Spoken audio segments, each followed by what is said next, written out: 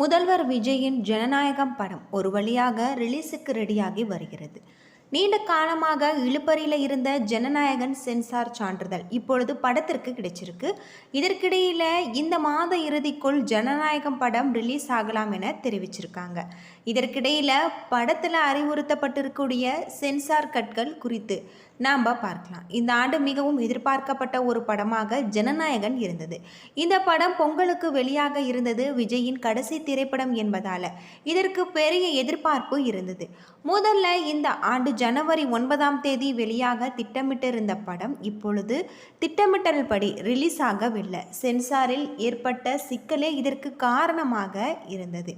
முதல்ல படத்தை பார்த்த சென்சார் குழுவில் இருந்த உறுப்பினர் ஒருவர், அது மட்டுமில்லாமல் இந்த படம் சென்சார் பணிகள் நிறுத்தப்பட்டதாகும். இதற்கிடையில் இந்த விவகாரம் நீதிமன்றத்திற்கு போக வரவே மேலும் காலதாமதம் ஏற்பட்டது. எல்லா பஞ்சாயத்துக்கும் இப்பொழுது முடிவு கிடைத்திருக்கக்கூடிய நிலையில் ஒரு வழியாக ஜனநாயகன் படத்திற்கு இப்பொழுதுதான் சென்சார் சான்றிதழ் வழங்கப்பட்டிருக்கு. ஜனநாயகன் திரைப்படத்திற்கு தணிக்கை குழு சான்றிதழ் வழங்கியிருக்கு. ஜூலை 9ஆம் தேதி சென்சார் சான்றிதழ் வழங்கப்பட்டதாகவும் படத்தின் மொத்த ரன்னிங் டைம் 3 மணி நேரம் 3 நிமிடங்கள் எனவும் தணிக்கை ஆவணங்களில் குறிப்பிடப்பட்டிருக்கு. படம் வெளியாகும் முன்பு 12 முக்கிய கட்களை செய்ய வேண்டும் என தணிக்கை குழு அறிவிக்கப்பட்டிருக்கு. அதன்படி டாக்டர் BR அம்பேத்கர் இடம்பெற்றுள்ள புத்தக அட்டை படக்காட்சி மறைக்கப்பட்டிருக்கு. மேலும் அம்பேத்கர் முதல் TVK சட்டம் என்று வசனம் மாற்றப்பட்டது. TVK என்ற வார்த்தை இடம்பெற்றிருக்கக்கூடிய காட்சிகளில் அது மியூட் செய்யப்பட்டது. அதே போல மற்றொரு காட்சியில் இடம்பெற்றிருந்த தேசிய கொடி தொடர்பான காட்சிகளை நீக்கவும் தணிக்கை குழு உத்தரவிட்டிருக்கு. இதுபோல பாகவதன், ரங்கநாதர் உள்ளிட்ட சில வார்த்தைகள் மற்றும் சில கெட்ட வார்த்தைகளும் செய்யப்பட்டிருக்கு. ஜனநாயகம் படத்தில் ஆப்ரேஷன் மெழுகாக என்ற மிஷின் தொடர்பாக விளக்கம் காட்சிகள் இடம்பெற்றிருந்த ஓம் என்ற வார்த்தையும் நீக்கும். அதே காட்சியில் சதாம் ஹுசேன் தூக்கிலிடப்பட்டதை குறிக்கக்கூடிய வசனத்தையும் மாற்ற அல்லது மியூட் செய்யவும் அறிவுறுத்தப்பட்டிருக்கு. இந்த நாட்டை என் காலில் விழ வைக்கிறேன் என்ற வசனமும் மியூட் செய்யப்பட்டதுடன் குழந்தை எரிக்கப்படும் காட்சி நீக்கப்பட்டு மாற்று காட்சி சேர்க்கப்பட்டிருக்கு. இது போலதான் சிலுவையில் என்ற வார்த்தையும் மியூட் செய்யப்பட்டிருக்கு. மொத்தமாக 20 நொடிகள் நீக்கப்பட்டு 10 நொடிகள் மாற்றப்படும். இருந்தாலுமே படத்தின் ஒட்டுமொத்த ரன்னிங் டைமில் மாற்றம் இல்லை. 183 நிமிடங்கள் 11 வினாடிகள் என்ற அதே ரன்னிங் டைமில் தான் இந்த சென்சார் சான்றிதழ் வழங்கப்பட்டிருக்கு அப்படின்னு சொல்லலாம். இந்த நிலையில் இன்று கரூரில் நடந்த மக்கள் சந்திப்பு கூட்டத்தில் பேசிய முதல்வர் விஜய் அவர்கள் பல்வேறு விஷயங்களை குறித்து பேசியிருக்காரு. குறிப்பாக திமுகவை தீய சக்தி என்றும் அதிமுக தீர்ந்து போன சக்தி என்றும் பேசியிருக்காரு.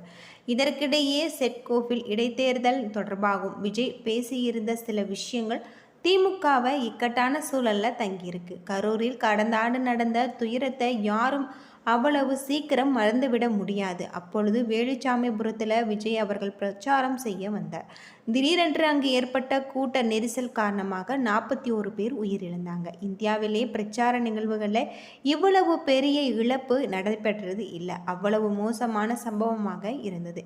இதற்கிடையில் இன்றைய தினம் விஜய் அவர்கள் கரூர் பகுதிக்கு சென்றிருக்கார். முதல்ல கரூரில் மக்கள் சந்திப்பு நிகழ்ச்சிகளில் கலந்து கொண்ட விஜய் அவர்கள் தொடர்ந்து கூட்ட நெரிசலில் சிக்கி உயிரிழந்தோருக்கு அரசு வேலையும் தருகிறேன். இதற்காக கரூரில் பலத்த பாதுகாப்பு போடப்பட்டது.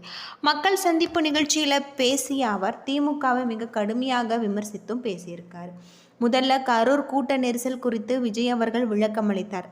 கரூர் கூட்டம் இருப்பதை போலீஸ் தனக்கு எச்சரிக்கவில்லை என்று முதல்வர் விஜய் ஏதோ சரியில்லை என்பதை போலீசார் உணர்ந்திருந்தால் கூட்டத்தையே ரத்து செய்திருக்கலாம் என்றும் பொய் சொல்லி தன்னை நம்ப வைத்ததாக குற்றச்சாட்டியிருக்கார். மேலும் யார் சொல்லி போலீஸ் இதையெல்லாம் செய்தது என்றும் கேள்வி எழுப்பினார். மேலும் திமுகவை தீய சக்தி என்றும் அதிமுகவை தீர்ந்து போன சக்தி என்றும் அவர் சாட்டினார். குறிப்பாக ஒரு இடத்தில் விஜய் இந்த தீய சக்தி தீர்ந்து போன சக்தி வேறு வேறு இல்லை, இருவருமே கூட்டு களவாணிகள், எங்களுக்குள் ஒட்டும் இல்லை உறவும் இல்லை என்பதை நிரூபிக்க முடியுமா? வரப்போகும் இடைத்தேர்தலில் அதை நிரூபிக்க சொல்லுங்கள் என்றார். விஜய் பேச்சுக்கு முதல்ல கவனம் ஈர்ப்பதாக குறிப்பிடப்பட்டுள்ளது. அது மட்டும் இல்லாமல் அதனை திட்டவட்டமாக மறுத்தாலுமே கூட மாற்றுக் கட்சி சேர்ந்த பலரும் திமுகவும் அதிமுகவும் கூட்டணி அமைக்க முயன்றதாக சொல்கிறார்கள். விஜய் அவர்கள் ஆட்சியை பிடிப்பதை தடுக்க இதுபோல பேச்சுவார்த்தை நடத்தப்படுவதாகவும் சொல்லப்பட்டிருக்கு. அதிமுக ஆட்சி அமைக்க திமுக வெளியில் இருந்து ஆதரவு தர முடிவு செய்ததாகும். முதல் நாள் எடப்பாடி முதல்வர் என்றும் அடுத்த நாள் திருமாவளவன் முதல்வர் என்றும் பேச்சுவார்த்தை நடத்தப்பட்டதாக தலைவர்கள் கூறியிருந்தாங்க. இந்த சூழல்தான் விஜய் அவர்களுடைய பேச்சு கணிக்க வைப்பதாக இருந்தது. ஏனென்றால் அதிமுக நாளுக்கு நாள் பலவீனமடைந்து வருகிறது. ஏற்கனவே அதிமுகவின் பல கட்சி தலைவர்கள் அங்கிருந்து விலகி தாவேக்காவில் ஐக்கியமாகி விட்டாங்க. வரும் நாட்கள் மேலும் இந்த தலைவர்கள் தாவேக்கா பக்கம் வருவாங்க என்று தெரிகிறது. இந்த சூழலில் அதிமுகவை உயிர்ப்புடன் வைக்க ஏதாவது ஒரு தேர்தல் கணிசமாக வெற்றி பெற வேண்டும் என்ற கட்டாயத்தில் இருக்கிறது. இதற்கு காரணமாக இடைத்தேர்தல் திமுகவுடன் அதிமுக கூட்டணி அமைக்கலாமா என சொல்லப்படுகிறது. இப்படி நேரெதிராக இருந்தவர்கள் தேர்தலில் கைகோர்ப்பது அவசியம் என்றாலுமே இந்தியாவில் நடப்பது இல்லை என்று சொல்ல முடியாது. டெல்லி, பீகார் தொடங்கி பல உதாரணங்கள் இருக்கிறதாகவும் சொல்லப்படுது. அப்படி திமுகவும் அதிமுகவும் சேர்ந்தால் அது தாவேக்காவுக்கு சற்று கூடுதல் சவாலாக இருக்கும். இதற்கிடையில தான் விஜய் அவர்கள் அதை பற்றி பேசி செக் வைத்திருந்தார். வெளியே நேர் எதிராக இருப்பது போல நடித்தாலும் இருவரும் இடைத்தேர்தலில் கூட்டணி அமைக்கலாம் என்று முடிந்தால் அது பொய் என நிரூபிகள் என்று சவாலும் விடுத்திருந்தார். அதிமுகவுக்கு சிக்கலான ஒரு இடம்தான். அது மட்டும் இல்லாமல் ஒருவேளை திமுக அதிமுக கூட்டணி அமைக்கவில்லை என்றால் தாவேகா எதிர்ப்பு வாக்குகள் பிரியும். அது ஆளும் தரப்புக்கு சாதகமாக முடியும். அந்த நேரத்தில் கூட்டணி அமைந்தால் இவர்கள் முன்பு கூட்டணிக்கு பேசினார் என்றால் விஜய் அவர்களுடைய தரப்பு மேலும் பிரச்சாரத்தை வலுப்படுத்தும் என்றும் சொல்லியிருந்தாங்க. இதனால தான் திமுக இந்த நிலைமை எப்படி கையாளும் என்பதை நாம் பொறுத்திருந்து பார்க்க வேண்டியது அவசியமாக இருக்குது அப்படின்னு சொல்லப்படுது. இந்த நிலையில் பேசுங்கன்னு சொல்கிறாங்க. பேசினா எழுந்து ஓடுறாங்க. இனி சட்டசபையில் நான் பேசுவதற்கு முன் கதவை மூடி செல்ல வேணும் போல என்று முதல்வர் விஜய் அவர்கள் காமெடியாக பேசியிருக்காரு. கரூர் வெண்ணெய் மலையில் இவர் சந்திப்பு நிகழ்ச்சிகள் வைத்திருந்த முதல்வர் விஜய் அவர்கள் கரூர் கூட்ட நெரிசல் சம்பவம் நடந்தது ஏன் என்பதை விவரித்திருக்காரு. அவர் பேசுகையில் மக்கள் சந்திக்க வேண்டும் என்றும் மக்கள் பிரச்சனைகளை பேச வேண்டும் என்பதற்காக மக்கள் சந்திப்பு பயணத்தை தொடங்கினேன். திருச்சி, அரியலூர், நாகப்பட்டினம், திருவாரூர், நாமக்கல், கரூர் என பல்வேறு இடங்களில் தாங்கள் பிரச்சாரத்திற்கு சென்று கொண்டிருந்தோம். அரியலூரில் பிரச்சாரத்தை முடித்து கொண்டு விட்டு பெரம்பலூர் செய்யப்பட்டிருந்த கூட்டம் நடக்கும் இடத்திற்கு போகிறது முன் பெரம்பலூர் போலீஸ் எங்களிடம் கூட்டம் அதிகமாக இருக்கிறது, வராதீங்கன்னு சொன்னாங்க.